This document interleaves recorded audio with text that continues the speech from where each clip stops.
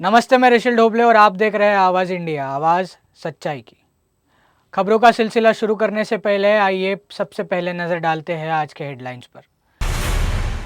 लखनऊ अग्निकांड में 15 छात्रों की हुई दर्दनाक मौत, कई गंभीर रूप से घायल। लखनऊ अग्निकांड पर सीएम योगी का बड़ा एक्शन, 4 अफसर सस्पेंड और 4 आरोपी गिरफ्तार। राम मंदिर चढ़ावा विवाद पहुंचा सुप्रीम कोर्ट, एफआईआर और सीबीआई जांच की मांग।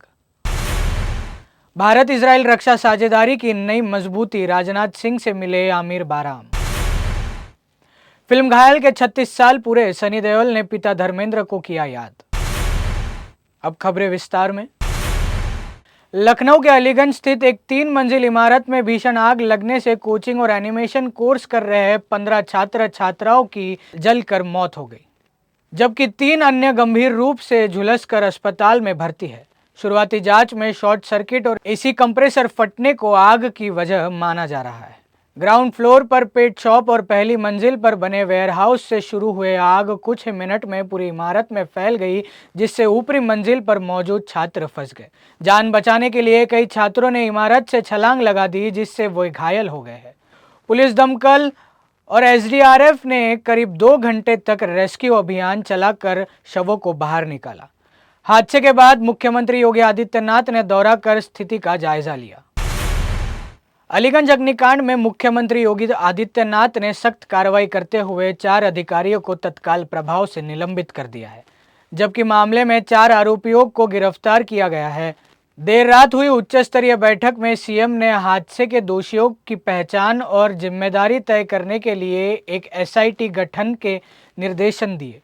सांस्कृतिक विभाग के अपर प्रमुख सचिव अमृत अभिजात और एडीजी जोन प्रवीण कुमार को जांच दल में शामिल किया गया है, जो 7 दिन में अपनी रिपोर्ट सौंपेंगे। दोषी पाए गए बिजली विभाग, फायर विभाग और एलडीए के 4 अधिकारियों पर कार्रवाई की गई है। पुलिस ने बिल्डिंग मालिक और पेट शॉप संचालक, एनिमेशन सेंटर संचालक और एक किराएदार को गिरफ्तार किया गया है, जबकि 2 अन्य नामजद आरोपियों की तलाश अभी भी जारी है। अयोध्या स्थित श्री राम जन्मभूमि तीर्थ क्षेत्र ट्रस्ट के चढ़ावे में कथित हेरफेरी और वित्तीय अनियमितताओं को लेकर सुप्रीम कोर्ट में याचिका दायर की गई है। 2 वकीलों द्वारा दाखिल याचिका में प्राथमिकी दर्ज कर सीबीआई की अगुवाई में बहुविषयक एसआईटी से निष्पक्ष और समयबद्ध जांच करने की मांग की गई है। याचिकाकर्ताओं ने ट्रस्ट के कामकाज, वित्तीय लेन देन और कथित गैरकानूनी गतिविधियों से स्वतंत्र जांच की आवश्यकता बताई है। साथ ही केंद्र सरकार, उत्तर प्रदेश सरकार और ट्रस्ट को मजबूत निगरानी, लेखा परीक्षण और पारदर्शी व्यवस्था लागू करने के निर्देश देने की मांग की गई है। याचिका में कहा गया है कि कथित अनियमितताओं की खबरों से श्रद्धालुओं और दानदाताओं के बीच चिंता बढ़ी है। याचिकाकर्ताओं का तर्क है कि जनता का भरोसा बनाए रखने के लिए जांच ऐसी एजेंसी से कराई जानी चाहिए। इजराइल के रक्षा मंत्रालय के महानिर्देशक आमिर बाराम ने भारत दौरे के दौरान रक्षा मंत्री राजनाथ सिंह, रक्षा सचिव राजेश कुमार सिंह और वरिष्ठ अधिकारियों के साथ महत्वपूर्ण बैठक की। दोनों पक्षों ने रक्षा सहयोग को और मजबूत करने और रक्षा उत्पादन में साझेदारी बढ़ाने और उन्नत तकनीकों के विकास पर विस्तार से चर्चा की। बैठकों में रक्षा उद्योग, सहयोग और रणनीतिक जरूरतों को लेकर भी विचार विमर्श हुआ। भारत की आत्मनिर्भर रक्षा नीति और आधुनिक सैन्य तकनीकों के विकास के बीच इस दौरे को बेहद अहम माना जा रहा है।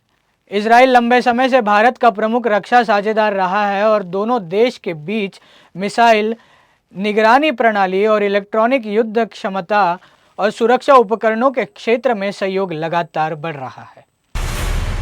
भाजपा के वरिष्ठ नेता और केंद्रीय राज्य मंत्री जॉर्ज कुरियन ने अपने पद से इस्तीफा दे दिया है, जिससे प्रधानमंत्री की सलाह पर राष्ट्रपति ने तत्काल प्रभाव से जॉर्ज कुरियन अल्पसंख्यक कार्य, मत्स्य पालन, पशुपालन और डेयरी मंत्रालय में राज्य मंत्री के तौर पर कार्यरत थे।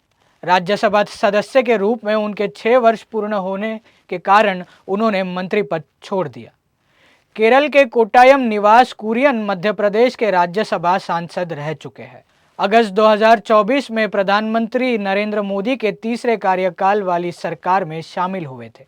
भाजपा के संस्थापक सदस्य में रहे कुरियन राजनीति के साथ साथ सुप्रीम कोर्ट के वकालत भी कर चुके हैं।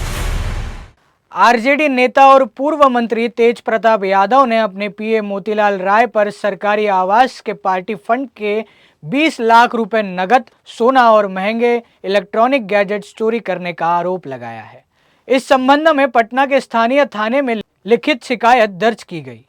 तेज प्रताप के मुताबिक 22 जून की रात उनके ड्राइवर और एक अन्य कर्मचारी ने मोतीलाल राय को बैग लेकर आवास की दीवार फांदते हुए देखा था।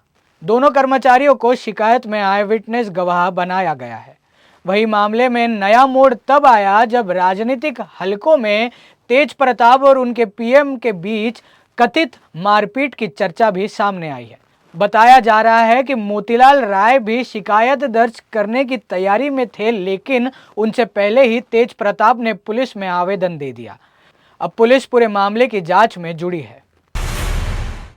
सनी देओल ने अपनी सुपरहिट फिल्म घायल की रिलीज के 36 साल पूरे होने पर भावुक पोस्ट शेयर किया।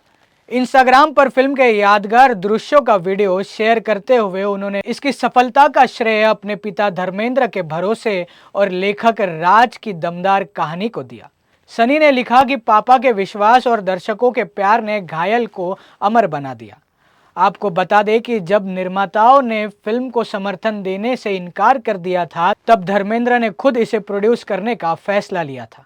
उनका ये भरोसा सही साबित हुआ और घायल सनी देओल के करियर की सबसे बड़ी हिट फिल्मों में शामिल हो गई।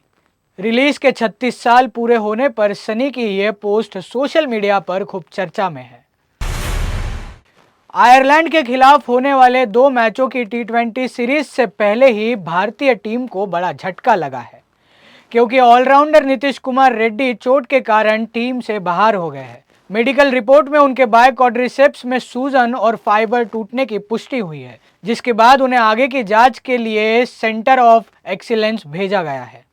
नीतीश की चोट ने इंग्लैंड के खिलाफ आगामी व्हाइट बॉल सीरीज में उनकी उपलब्धि पर भी सवाल खड़े कर दिए हैं। वही स्टार स्पिनर वरुण चक्रवर्ती भी चोट के कारण आयरलैंड दौरे का हिस्सा नहीं होंगे और फिलहाल रिहैब प्रक्रिया से गुजर रहे हैं।